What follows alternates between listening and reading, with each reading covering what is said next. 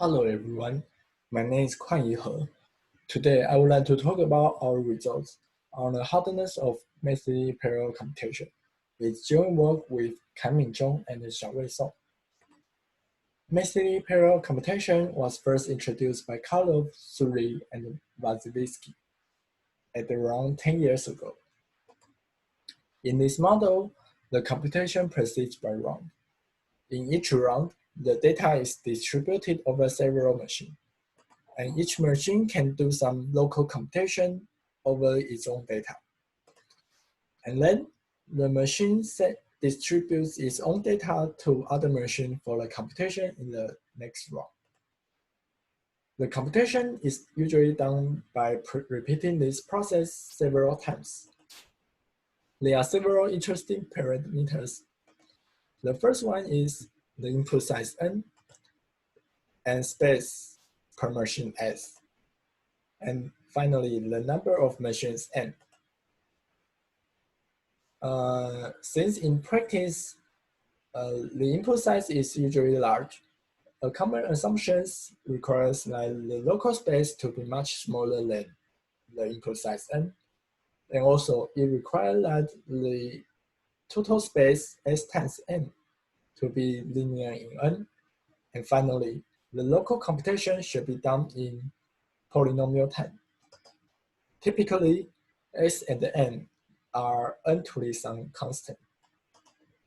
The goal is to minimize the number of communication. The reason is that computation is usually expensive in this model. Ideally, we want our algorithm to run in constant round. Such MPC model has become popular because it captures modern parallel platforms. In particular, the MapReduce model proposed by Ding and Gemawa in 2004. The MapReduce model was quickly adopted by industry. This includes Hadoop, Spark, and Drill. MPC model gives us a clean theoretical model for parallel algorithm. Compare it to classical PRAM model, the MPC model allows local memory, but the parallelism and the total space are bounded.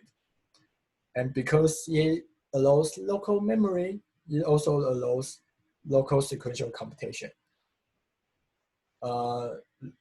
This allows sorting to be done in constant run in the MPC model, while we know that sorting requires at least log n computation in the PRAM model. In this talk, we are particularly interested in the lower bounds for MPC program. That is, we are interested in finding problems that cannot be parallelized well in the MPC model. Indeed, there are some problems that seem to be hard for MPC. For example, the graph connectivity are known to be solved in the MPC model in log n rounds, and it seems hard to improve it further. However, no concrete lower bound results has been shown. Recently, Rogaden, Vasilevsky, and Wang show that there exist problems in P that require log n to the base of S rounds. However, for S to be n to the some constant, which is the usual setting of the MPC model, this only gives us a constant round lower bound. On the other hand, they also show that any further improvement to this lower bound will imply a separation between NC1 and P, which is beyond our current understanding of the complexity theory. There are also some lower bound results for restricted type of algorithm, and lower bound results assuming the hardness of graph connectivity. Still, we are interested in finding problems that cannot be parallelized well. Our goal is to find a problems that can be done in RAM model quite easily, but requires almost the same number of rounds in the MPC model. Our approach takes a quite different perspective. That is, we borrow some ideas from cryptography.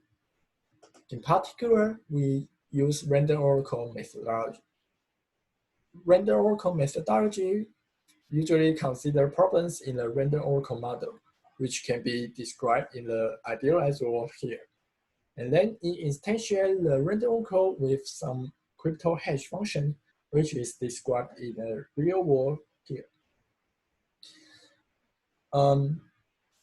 The hope is that if the crypto hash function is good enough, then the analysis in the idealized world will still go through in the real world. Of course, such heuristic does not hold in general. There are even some counterexamples.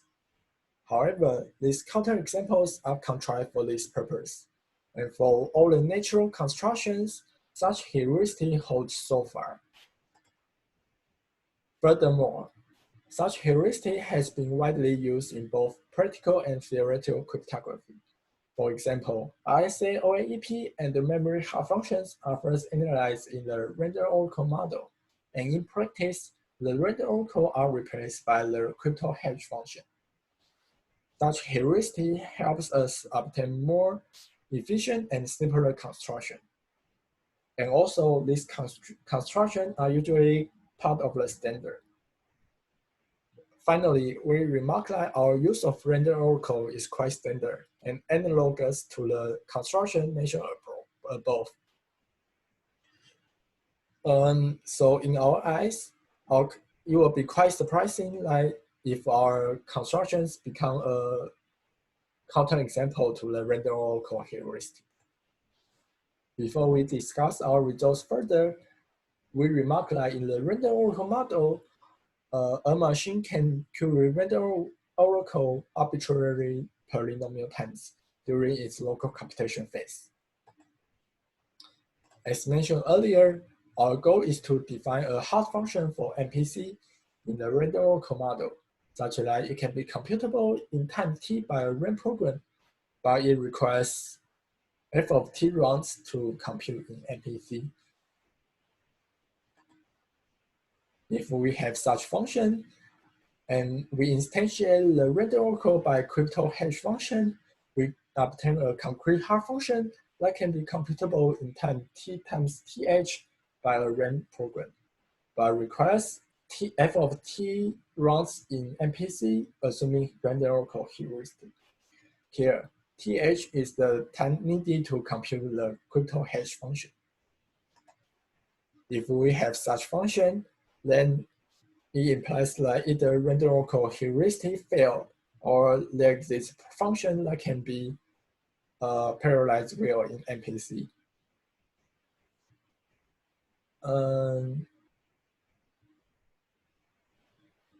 Again, we emphasize that it is actually a win-win statement because it will be quite surprising that our constructions become a counterexample to a random oracle heuristic. Finally, our results can actually take f of t to be nearly linear in t, which is nearly best possible when compared to a RAM program. Before we describe our hard function, let's first compare it to a cryptography primitive called memory hard function. Memory hard functions are functions that are easy to compute with enough space, but hard to compute with small space. Such function has wide application in cryptography. At the first glance, one might think that memory hard functions already imply a hard function for MPC model. However, it's not the case. The main reason is that the hardness of memory hard function is measured by query complexity. However, in one round, a machine can query the random oracle arbitrarily polynomial times. So it will be quite simple for the MPC model to compute memory hard function. Now we first introduce a simpler function and its analysis, and then we will propose our final construction. These simpler constructions may n bits to u bits.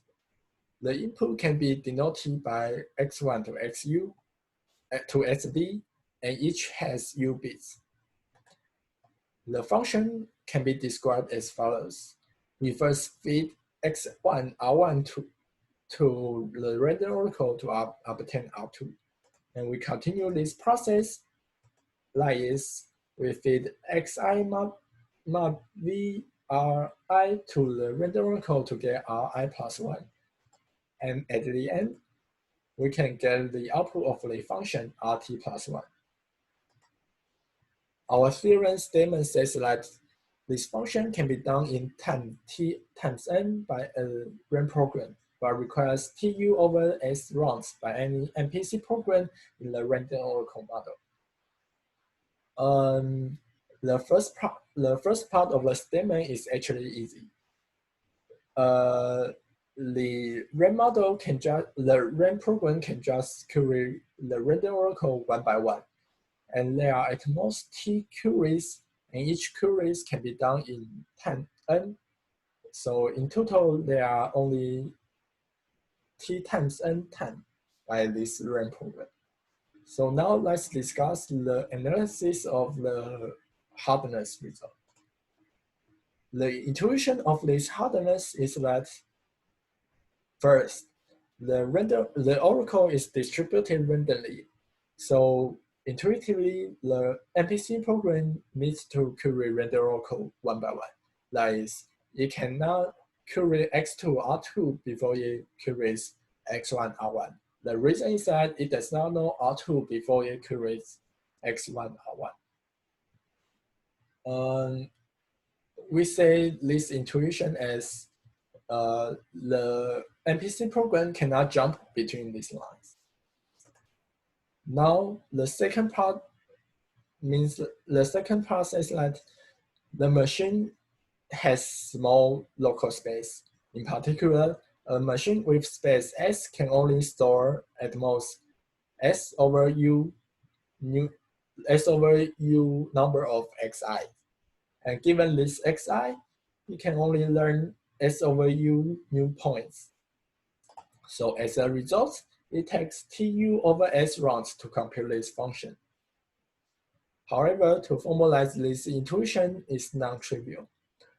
The issue is that the machine can encode its memory in an arbitrary way, and it's hard to reason about which information the machine knows about the input x directly. Still, we want to formalize this intuition. To do this, we first use our first lemma. This lemma is called the no-jump lemma. Roughly speaking, this lemma says that the MPC program cannot jump between this line.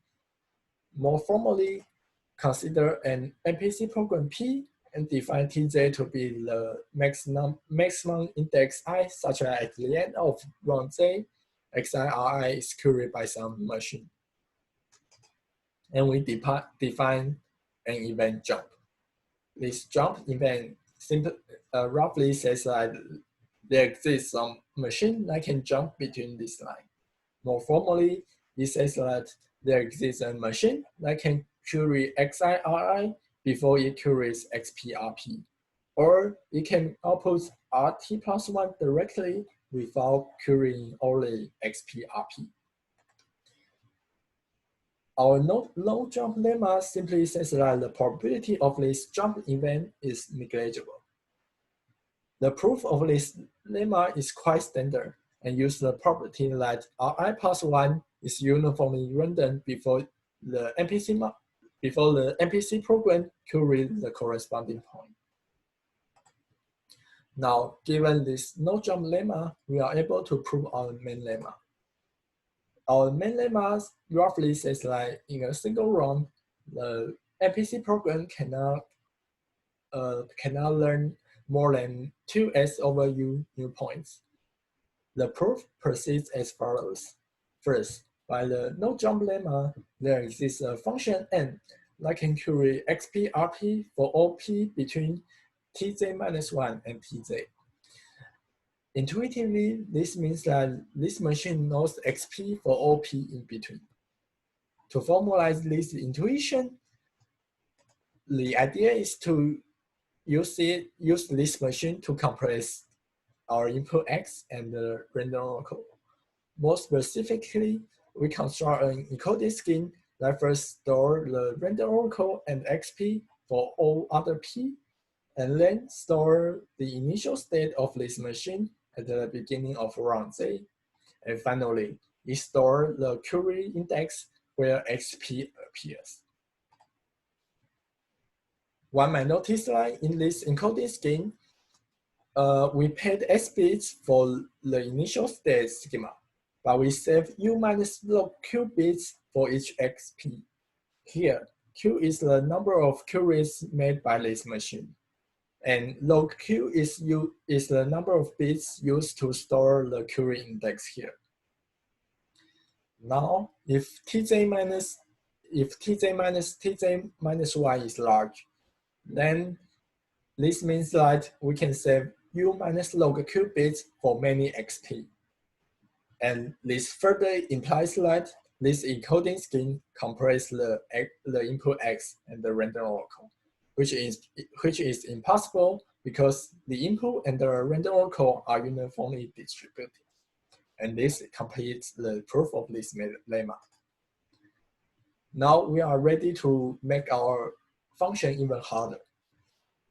To do so, we require the random oracle to also output an index for x, and use this index to choose which x to use in the next query.